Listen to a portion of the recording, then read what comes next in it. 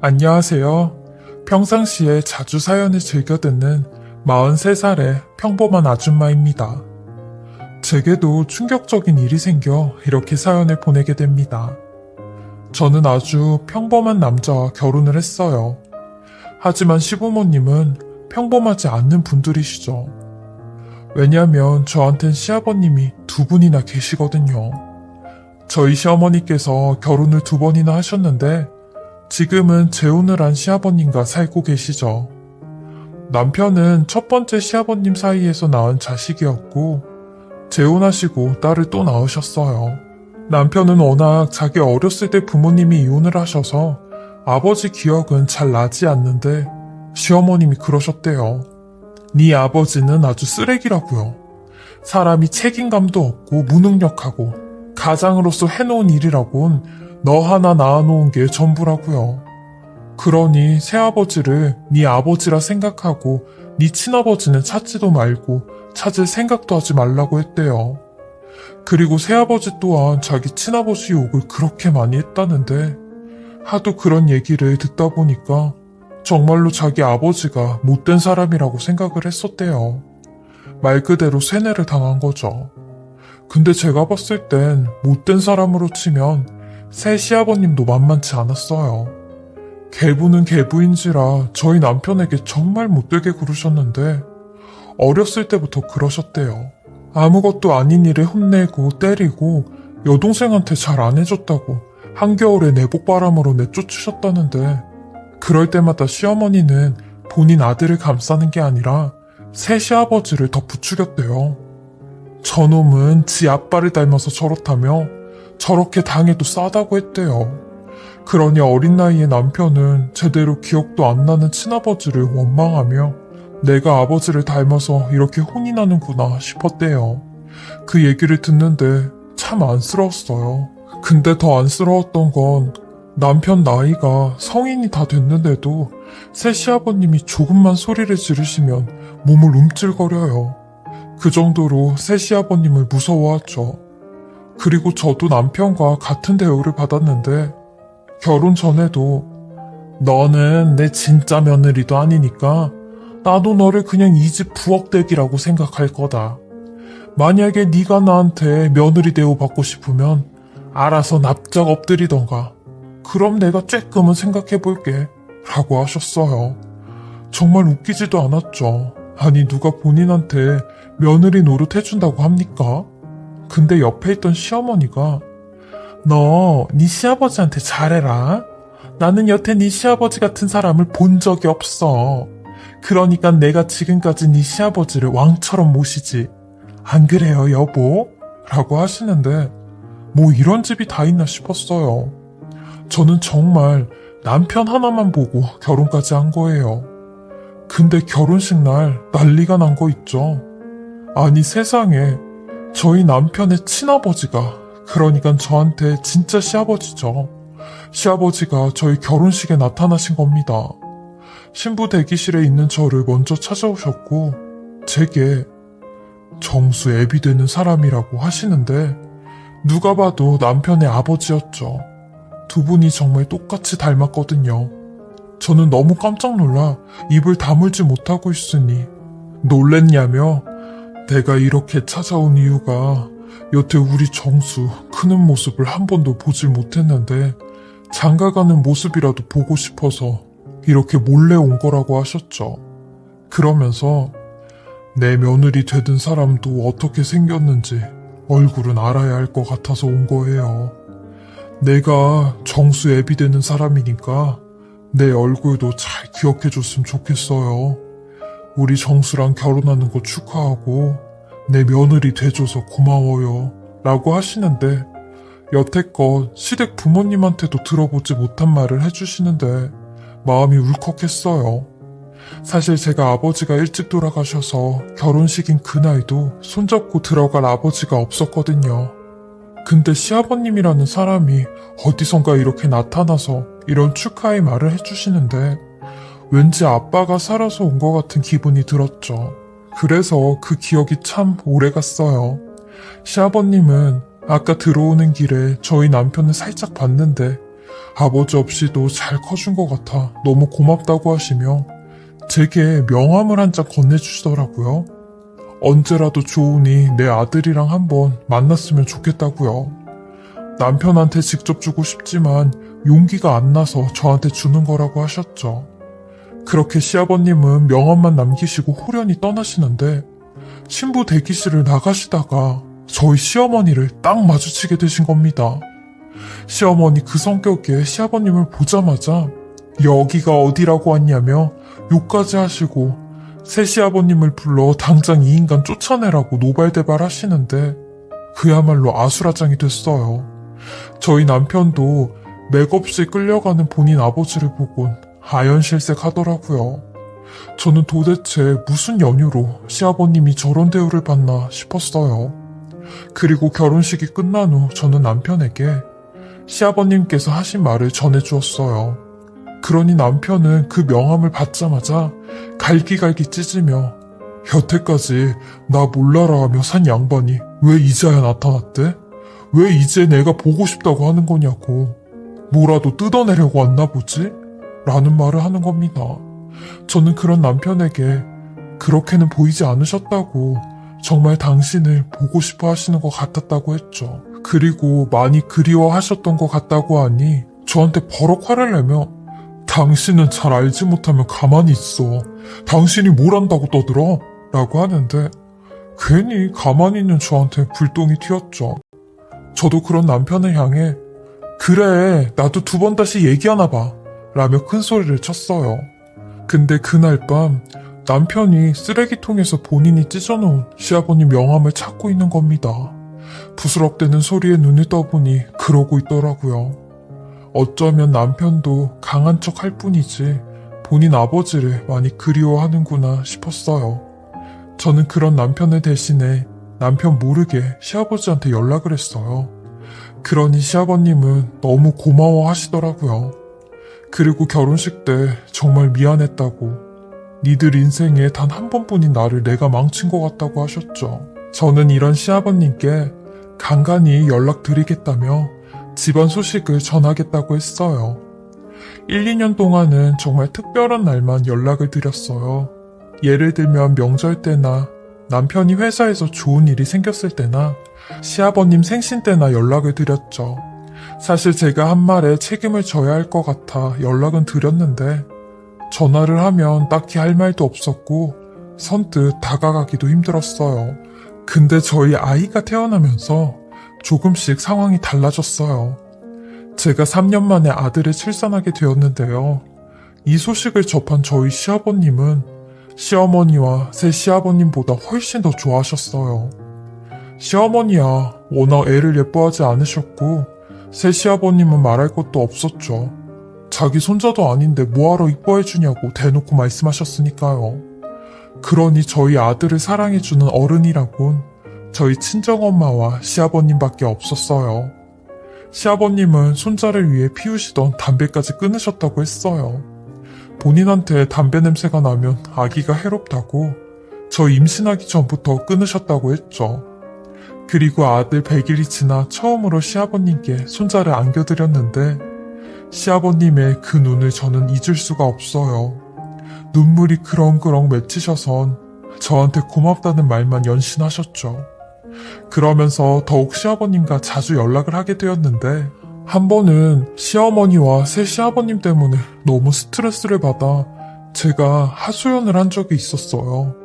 그러니 시아버님께서 새아가 애는 정수한테 맡기고 고깃집으로 나오거라.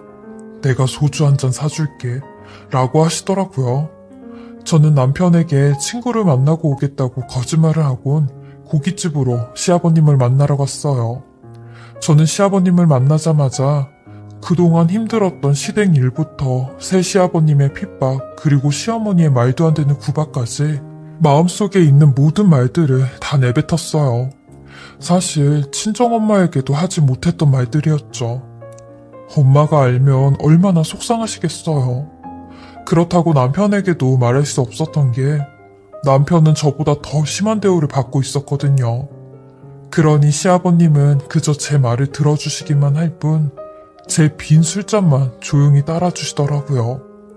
그 모습에 저도 모르게 눈물이 터져 나왔어요. 왠지 시아버님의 모습에 아빠가 보였어요. 아빠가 살아계셨다면 이런 기분이겠구나 싶은 생각이 들더라고요. 그러니 시아버님 또한 나도 내 아들과 함께 한다면 이런 기분이겠구나 하시더라고요. 그날 저는 시아버님과 정말 많은 대화를 나눴고 이혼에 대한 이야기도 들을 수 있었어요. 맨날 시어머니가 말하시길 시아버님이 능력도 없고 책임감도 없는 쓰레기라고 하셨으니까요. 근데 처음에는 시아버지도 그렇게 어렵게 살진 않으셨대요. 중산층 가정에서 나름 부유하게 크셨고 가난한 집딸인 시어머니를 만나 결혼까지 하셨대요. 근데 철강 사업에 잘못 투자를 하면서 집이 쫄딱 망하게 되었대요. 가뜩이나 집안 돈까지 싹 다 끌어다 투자를 한 거라 집안 전체가 무너져 내렸대요. 근데 저희 시어머니 집이 망하고 난 뒤 가차없이 시아버님에게 이혼을 하자고 하셨대요. 시아버님은 이혼은 절대 안 된다며 조금만 견뎌보자고 하니 그 말에 시어머니가 밖에서 임신을 해가지고 들어오셨다는 겁니다.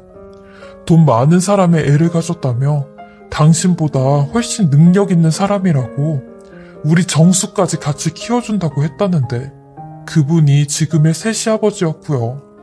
어떻게든 시어머니를 막아보려고 했지만 새 시아버님이 막무가내로 저희 남편과 시어머니를 데리고 가셨다는데 시아버님은 그렇게 울면서 두 사람을 떠나보냈대요. 근데 문제는 그 이후로 시어머니가 저희 남편을 보여주지 않았다는데 몇 번이나 찾아가도 돌아오는 말은 애가 당신이 보기 싫대 라는 말이었대요. 시아버님 얘기를 쭉 들어보니 저희 남편이 알고 있는 사실과는 많이 달랐죠. 저는 그런 시아버님에게 아버님, 남편이 언젠간 마음이 풀리면 그땐 제가 두 분이서 오해 풀 자리 꼭 마련해 볼게요 하며 그 약속을 지키리라 다짐을 했죠. 하지만 그 약속은 영영 지키지 못하는 약속이 되고야 말았습니다. 저희 남편이 향년 37살의 나이로 하늘나라에 가게 되었거든요. 남편의 취미가 오토바이 타는 거였는데 화물트럭에 부딪히면서 교통사고가 크게 나게 되었고 이 소식을 듣고는 바로 병원을 가지 못했어요. 제가 병원에 가면 남편의 사고 소식이 정말 현실로 되는 것 같아 너무 무서웠죠. 남편은 중환자실에 누워 있었는데 의식이 아예 없다고 했어요.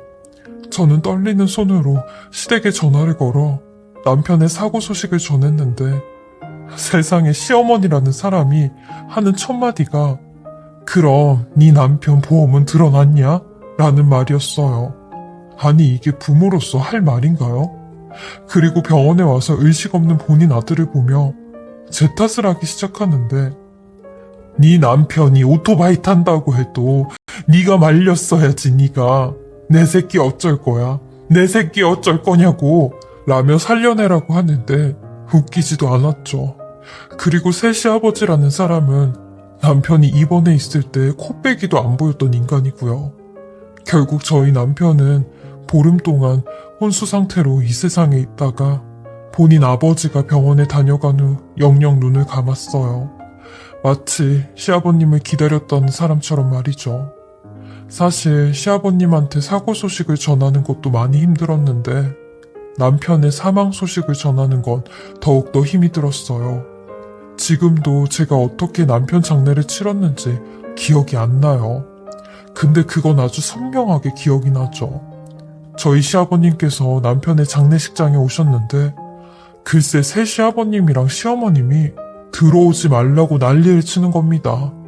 자격도 없는 사람이 여길 왜 오냐면서요. 그러니 결국 시아버님은 장례식장에 들어오지 못하셨고 3일 내내 밖에 벤치에서 그 자리를 지키시고 계셨대요. 밤이고 낮이고 식사도 하지 않은 채 뜬 눈으로 3일을 지새우셨다는데 저도 그 얘기는 나중에 들었어요. 남편을 마음으로부터 보내주게 된 세월이 얼마 안 됐는데요. 그동안 제 옆에서 제일 큰 도움을 주었던 사람이 바로 저희 시아버님이었어요. 시아버님은 제게 정말 많은 것들을 해주셨는데 때로는 제 아버지가 되어주셨고 때로는 보호자가 되어주셨으며 저희 아들의 학부모까지 되어주셨죠. 저도 이런 시아버님에게 진심을 다해 잘해드렸어요. 근데 어느 날부턴가 시아버님이 조금 이상해졌다는 걸 느끼기 시작했어요. 원래 일주일에 2-3번 정도는 전화통화를 하며 안부를 묻곤 했는데 전화를 해도 받지 않으시고 부재중 전화가 찍혀있을 텐데도 연락을 하지 않으셨죠. 그리고 한 달에 한 번씩 저희 아들이랑 다 같이 외식을 하고 나들이도 가곤 했는데 그것도 하지 않으셨어요. 걱정스러운 마음에 집을 찾아간다고 하면 짜증을 내면서 오지 말라고 하셨죠. 심지어 저희 아들이 할아버지 보고 싶다고 문자를 해도 답이 없었다고 했어요. 왠지 느낌에 저를 대놓고 피한다는 생각이 들었습니다. 저 또한 갑자기 변해버린 시아버님의 태도에 당황스럽기만 했고 한순간에 남이 되어버린 것 같았어요. 그렇게 저와 시아버님은 한 1년 동안 연락을 하지 않았죠.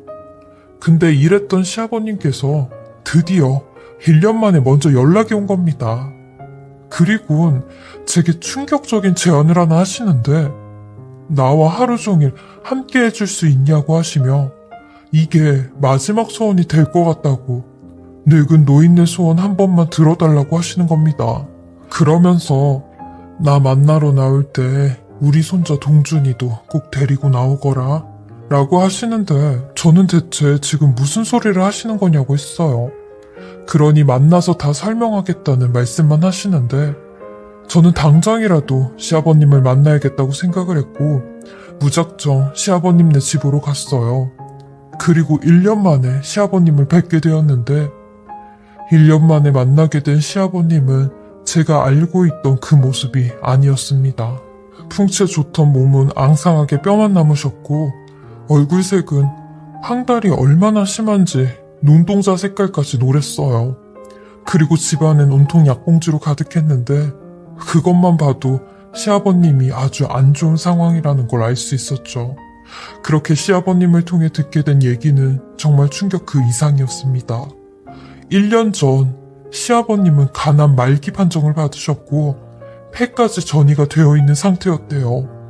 그래서 1년 동안 항암 치료와 이런저런 치료를 받고 계셨다는데 이제는 정말 시간이 없다는 얘기를 들으셨대요.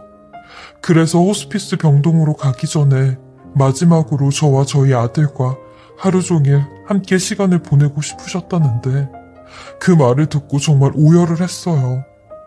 아버님은 가족이 없는 것도 아니고 며느리인 제가 있는데 왜 그렇게 혼자 다 하시려고 하셨어요. 최소한 저한테 얘기라도 해주셨어야죠. 갑자기 이렇게 연락이 와서 떠날 날이 얼마 남지 않았다고 하면 저는 또 어떻게 살아야 돼요. 우리 동준이 아빠도 아무런 말도 없이 가버렸는데 아버님도 그러시려고 하셨어요? 라며 엉엉거리고 울었죠. 그러니 그저 저한테 폐를 끼치고 싶지 않았다고 하는 겁니다. 그러면서 미안하다는 말만 연신하시는데 저는 그런 시아버님을 위해 아버님 건강하셨을 때처럼 저희 동준이랑 같이 맛있는 것도 먹으러 가고 나들이도 하고 저녁에는 저랑 같이 삼겹살에 소주 한잔 하러 가요 라며 아버님의 마지막 소원을 함께 해드리겠다고 했어요. 그렇게 저와 아들과 시아버님은 그날 하루가 마지막 날인 것처럼 원 없이 돌아다녔습니다. 아버님은 많이 힘들어 하시면서도 끝까지 저와 아들을 위해 괜찮은 척을 하셨어요. 그리고 친정의 아들을 맡겨놓고 저녁에는 시아버님과 자주 가던 고깃집에 갔죠. 그 고깃집에 가니 처음 시아버님을 만났을 때가 생각이 나더라고요. 매번 제 얘기, 제 투정만 들어주신 시아버님이었는데 오늘은 제가 대신 시아버님의 얘기를 들어드리겠다고 했어요. 그러니 시아버님은 눈물을 꾹꾹 누르시며 얘기를 하시기 시작하는데 첫 마디가 나도 내 아들 따라간다 라는 말씀이셨어요. 그러면서 내 아들하고 함께하지 못했던 시간들 이제 하늘에서 함께할 수 있어서 너무 좋다고 하시는데 그 말에 저도 참았던 눈물이 터져나왔어요. 그러면서 제게 쌈짓돈으로 수표 한 장을 꺼내시며 한 가지만 더 부탁을 하겠다고 하시는 겁니다.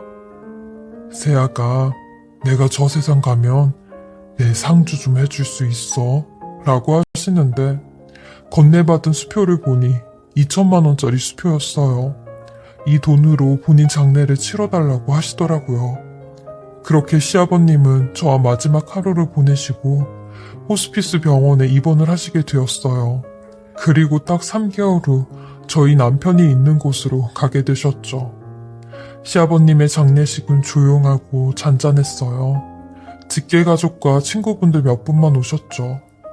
저희 아들은 담담히 제 옆에서 제게 기대고 앉아있는데 어린 나이에 벌써 2번이나 큰일을 치르게 하는 게 엄마로서는 마음이 많이 아팠어요. 그리고 시아버님의 영정사진을 바라보며 아버님, 저희 동준이 아빠는 잘 만나셨어요? 동준이 아빠도 잘 있죠? 저 여기서 열심히 애랑 잘 살 테니까 하늘에서 저희 2사람 잘 좀 지켜달라고 전해주세요. 동준 아빠 저한테 미안한지 제 꿈에 한 번도 안 나타나거든요. 그러니까 미안해하지 말고 잘 지내고 있으라고 이 말 좀 꼭 전해주세요. 라며 한참을 얘기를 했어요.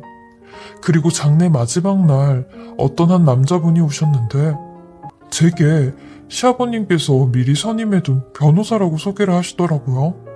그러면서 시아버님 앞으로 3억이 있으신데 그 돈을 저한테 다 남기고 가셨다는 겁니다. 그래서 그 유언장을 토대로 유언을 집행하겠다고 하는데 이게 시아버님께서 말씀하신 선물이었나 봐요. 그날 저랑 마지막으로 함께 시간을 보내던 날 저한테 조그만 선물을 주고 가신다고 했거든요. 저는 시아버님께서 주신 3억으로 전셋집을 나와 조그만 평수의 집을 하나 얻을 수 있었어요. 매년 2년마다 전세금을 올려줘야 했었는데 시아버님 덕분에 전세금에 3억을 보태 작지만 제 집을 마련할 수 있었어요. 저한테 작은 선물이 아니라 정말 큰 선물이었죠. 비록 지금 제 옆에는 남편도 아버지 같았던 시아버님도 안 계시지만 제 곁에서 있다는 건 가슴으로 느껴져요. 결혼하고 15년 동안 정말 많은 파도가 저를 대차게 치고 지나갔는데 저는 여전히 그 자리에서 잘 버티고 있는 것 같아요. 저처럼 이런 일들을 겪으신 분들도 없을 것 같아 이렇게 사연을 보내게 되었어요. 옛날에는 참 신세한탄도 많이 하고 나는 왜 이렇게 불행하고 인생이 기구하지? 라고 생각했었는데 이제는 이런 생각들을 놓아주려는 연습을 하고 있는 중이에요. 그래야 제가 행복해지고 저희 아들이 행복해질 것 같거든요. 제 이야기를 들어주신 모든 분들도 항상 좋은 생각 많이 하시고 행복하시길 바랄게요. 무더운 여름 잘 이겨내시고 건강하시길 바라겠습니다.